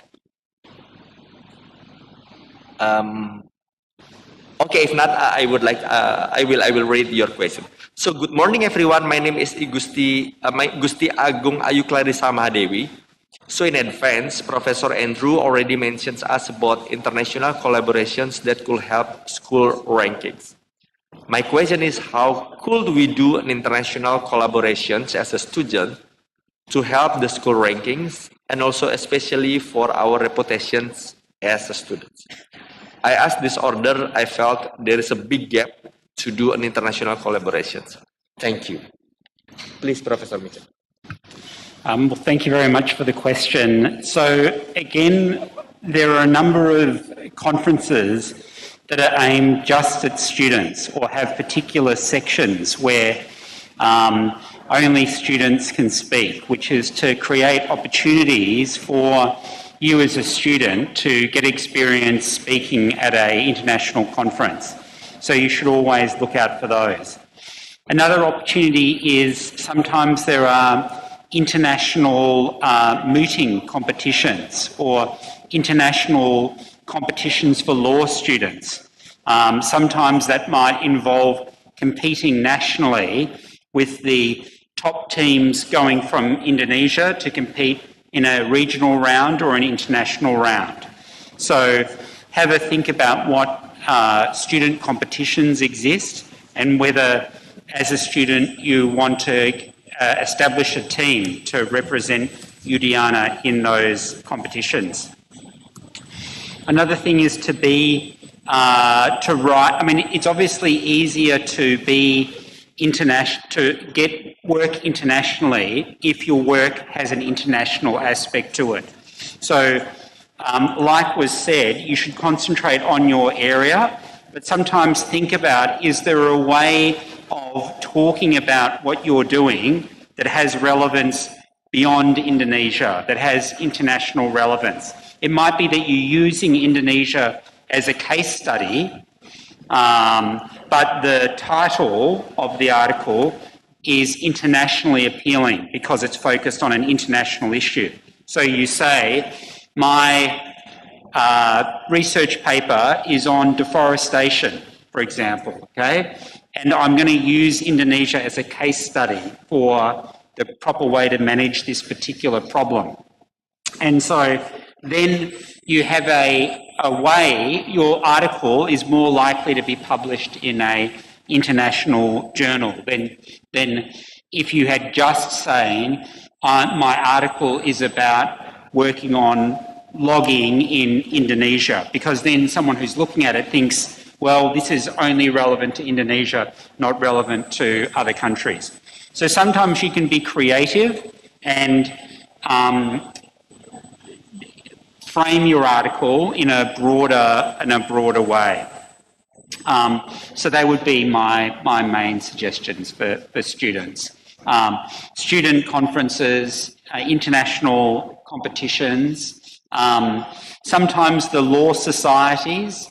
So there are groups of law students that they can form relationships with different law schools, both nationally and internationally, and also again publications, and think about whether they can put an international aspect into how you frame your publication. Thank you. Yeah. Thank you very much, Professor Mitchell. Yeah, I guess we still have time. Now I'd like to invite the participants here again. Yeah. We have Ibu Sagung Putri Purwani, the head of research. Yeah. Any question perhaps, Ibu Sagung? Yeah. Please. Terima kasih Budi. Thank you very much to the time. Sepertinya saya kehilangan materi cukup jauh karena saya baru sampai. Okay. Mungkin lebih ke apa person to person. Please. Yeah. Thank you, Budi. Yeah, thank you. So, Professor, since the Ibu Sagung Purwani is the head unit for the research and community service at this faculty. So, I guess the three head of units are here. Also, besides Ibu Suksma, is also Mas, yeah, the head of the teaching and the quality assurance here. So, complete here today, attending the workshop. Ibu perhaps would like to say something? No? Okay, not yet. Okay. So I'd like to invite the other participants. Any more inquiries or questions to be addressed to the speakers? If not, I would like to just continue with the what we've discussed previously. So, okay. I'm quite interested in what you mentioned about the QS ranks, yeah, because QS ranks also used in Indonesia and quite famous. So every year we will check the QS rank for the Udayana University, for example. My questions, I guess, because we have here the Vice Dean here. Do you have, let's say, annual meeting, or let's say every semester, a meeting in the, let's say, the faculty or at the university level, a meeting that focus on how to maintain and increasing your university or the faculty level of the QS. So this is more or less questions about the institutional issues, yeah, how the leaders behind the university and faculty make an effort to, with regards to this ranking, please. Thank you very much for the question. So I think it is definitely a focus at the university level, and there are meetings about the rankings, but it hasn't been a major focus of our strategy at the faculty or the school level. But I think that's changing. Now, there is a number of factors that QS look at in relation to when they're looking at a university, and then when they're looking at different faculties or schools.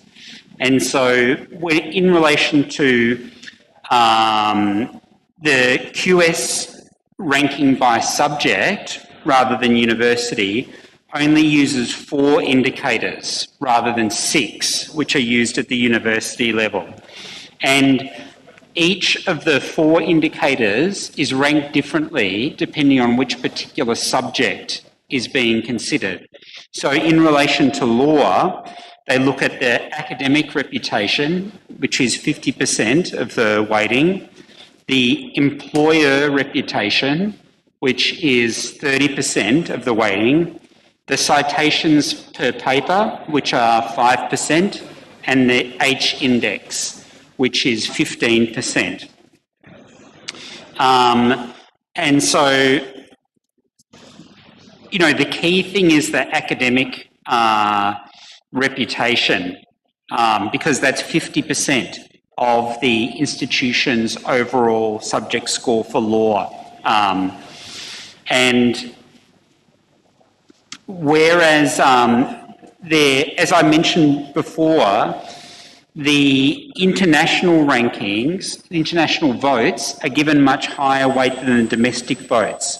So again, this is a very important aspect for the academic reputation, to focus more on the international people than the domestic people, because they get a higher score. So while it's still important to think about who you would choose nationally, it's even more important to think about who you want to say nice things internationally in relation to the law school. So that should be the focus. So that survey is based on over 130,000 individuals in the higher education space. And so the respondents of the survey are meant to range across academic and administrative grades, from lecturer to, the president of a university. And they're drawn from a number of different sources, which are people that previously participated in the survey, submitted contact lists from institutions. So Udayana would be asked who do they want to suggest as names to include in the survey. And so you would think about which international people does the law school have a relationship with, and that you believe will say nice things about Udayana Law School and its reputation. People that sign up themselves on the QS sign-up facility, and this IBIS database as well. Thank you. Yeah. Thank you, Professor. It is something that we face currently because, for example, Indonesia, Ibu Dewi Kasih is the Vice Dean, also the National Assessor under the National Accreditation Board, right? So, according to the National Accreditation Board, there are several indicators of assessment. But when we are now participating in the initial process of the FIBAA, I guess Mr. Parikesit is the coordinator, for this task force. there are several indicators that quite different from what we have in the indicators of assessment at the national level. And if we compare with any other institutions that provide international accreditation, yeah, some will also have a different emphasis, yeah, on which indicator is given more weight, yeah. For example, 20% or something like that. So this is actually that we are now facing, yeah. Sometimes, of course, we do not want to say this is difficult, but it's sometimes a technical barrier for us to put a stress or emphasizing which part of the university task, for example, should be given more priority. Whether, for example, in the human resources, you mentioned about the employer, yeah, and or on the academics or reputation or this increasing the citation, for example, or how the students' participations in the teaching and learning process. So it is something that nowadays is something that not easy for us. Do you face also some situations in Monash? Yeah, I mean, every university has limited resources and so needs to decide where it wants to place its priority in its resources. But if you're just looking at the rankings, because academic reputation is the highest weighting, that would be sort of where you would put your priorities if you were particularly concerned with the QS rankings. But that's right, most things are a question of compromise, and it might be that you're moving resources from one thing to focus on another. Sometimes there might be efficiencies that can be made that don't mean that you do less of something. So maybe sometimes teaching can be done more efficiently, that creates more time for research, but doesn't reduce the quality of the teaching. But many other things will involve a question of priorities. And so that's something that each law school needs to look at differently. Thank you. Thank you very much. Okay, because of the time, now I'd like to invite the concluding remarks by the two speakers. So I would like to firstly invite Professor Supasti to deliver a concluding remarks for this workshop, perhaps 2 minutes. Please, Professor. Okay, thank you, Pak Budi. So, develop our academic atmosphere, international academic atmosphere collaboration first, and then in the second is to another strategy also to encourage our writing is always join corpo paper or something like that, whether not only stand up to writing people invited us as a invited speaker, but also very important to join in corpo paper as a common presenter. Thank you. Thank you, Professor Supasti. And Professor Mitchell, please, your concluding remarks. So thanks again for the opportunity to speak today. I think that the faculty has achieved enormous successes and has huge potential. I think the research is very important, not just for rankings, but for a number of other reasons. And I think that the faculty should continue to aspire towards creating a culture of research excellence and nurturing the new academics, the junior academics, and helping them succeed and grow into successful academics. And I look forward to strengthening collaboration between Monash University and Udayana University. Thank you very much.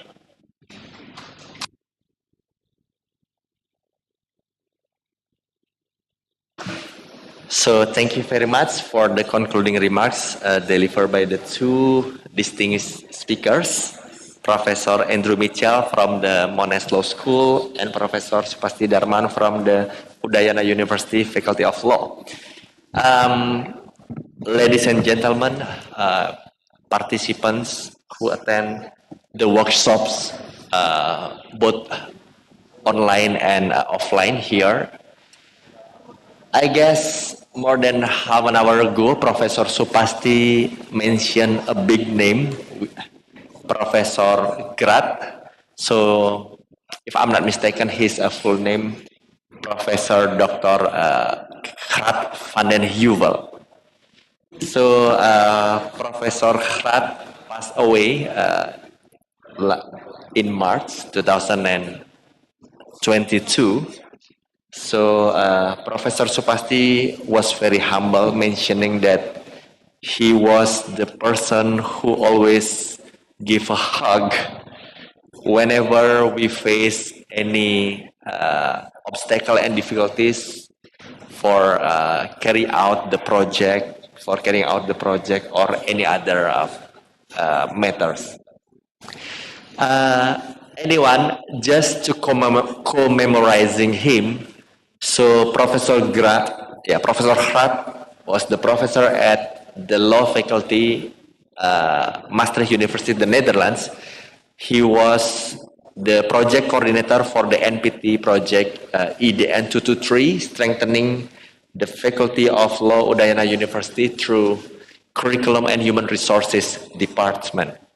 Yes, indeed, Professor Supasti mentioned that he was the person behind the massive international collaborations, not only on the research, because at that time Ibu Sagung was the coordinator of research, but also for institutional development. Of course, we always remembering him. And we got the pictures and information from his son that the funeral has already been conducted last Saturday, and he is now rest in peace in the cemetery, if I'm not mistaken, in the Saint Teresa, still in Limburg, southern the Netherlands. Hopefully we can inspire his efforts to assist us, and now I guess it is the time for us. We have here all friends, colleagues, and also faculty leaders. So international collaborations is something that's very important to support the law school ranking, and research is part of that, because the publications, we have heard that publications, the output of the research will bring the reputations for the, not only for the schools, for the law school, but also for the academician. I mean, it can be lecturers and students. And hopefully these workshops can bring a comparative insights as well, the international atmosphere again to us. And we are just quite happy. I guess this morning Mr. Parikesit mentioned Professor Mitchell is the first batch of our international friends who just landed in Bali and becoming part. It is almost 2 years we never hosting such event in the offline, because it was very difficult to invite foreigners to come here during the global pandemic, But now, perhaps this is the signs, we can start again the international collaborations, and I guess the Vice Dean for Academic Affairs is quite optimistic, We will continue to strive and efforts to make it happen. Professor Mitchell and Professor Supasti, thank you very much for excellent presentations and sharing. You've shared your experience and knowledge to us and to the committee. Thank you very much. Assign me as the moderators. Now, I would like to end this session. Thank you very much.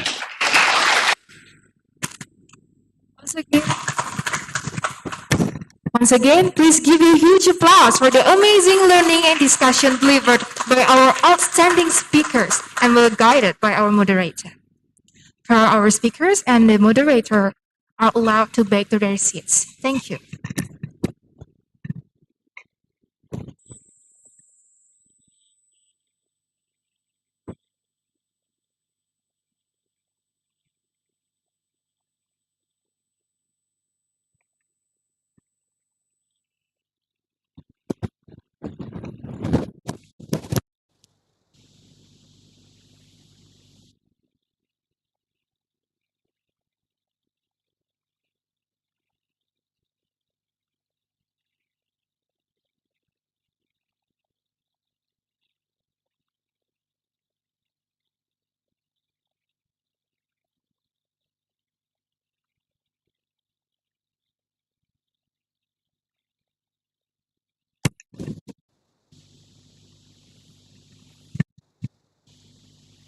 The next agenda is to give a certificate of appreciation and a souvenir to each speaker and moderator, which, first, the certificate will be given to Professor Andrew de Michel from Monash Law School. Second, the certificate will be given to Professor Dr. Nikotut Supasti Darmawan SHM LLM from the Faculty of Law, Udayana University. Lastly, the certificate will be given to our moderator, Imade Budi Arsika SHLLM. The certificates will be given by the first Vice Dean, Dr. Desa Putu Dewi Kasih SHM Hum, and by the head of the committee, Igustin Ngurah Parikesit SHM Hum LLM PhD. For the first Vice Dean, the head of the committee, our speakers, and the moderator may please come forward. Thank you.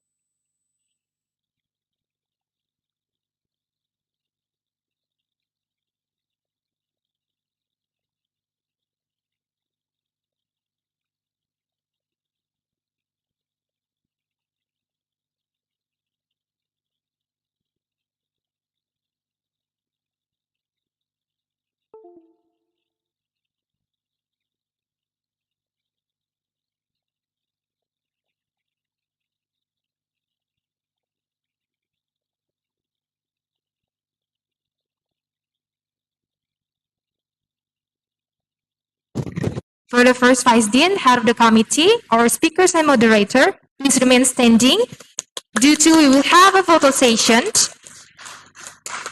And we will also like to invite the participants on the hall, the offline participants, to come forward to have a photo session. Thank you.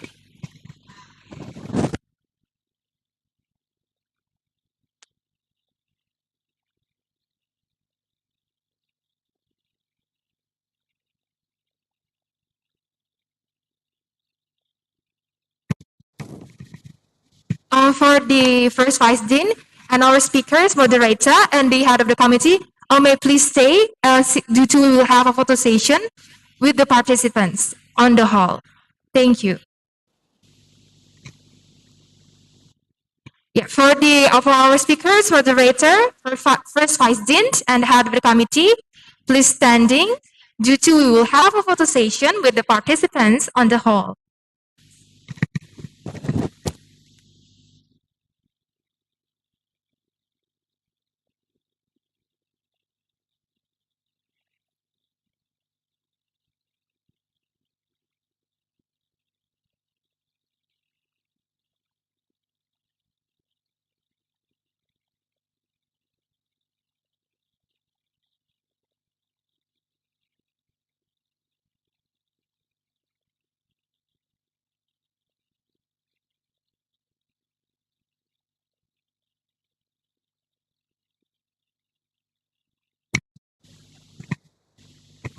Distinguished guests and participants, may remain standing.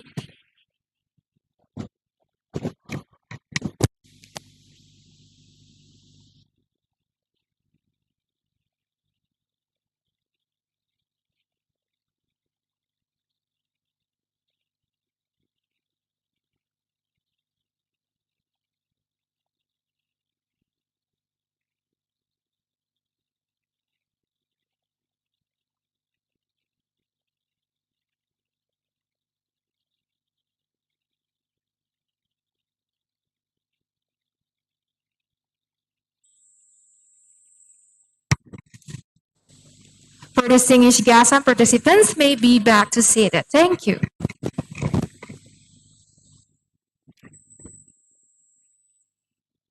Ladies and gentlemen, we're finally at the end of the international workshop on the important and outcome for law school rankings. We would like to thank all the speakers and participants who have joined us through this hall and on the Cisco WebEx meeting. It has been a pleasure to have you here. From the deepest of my heart, I do apologize on behalf of the committees if there were mistakes during this event.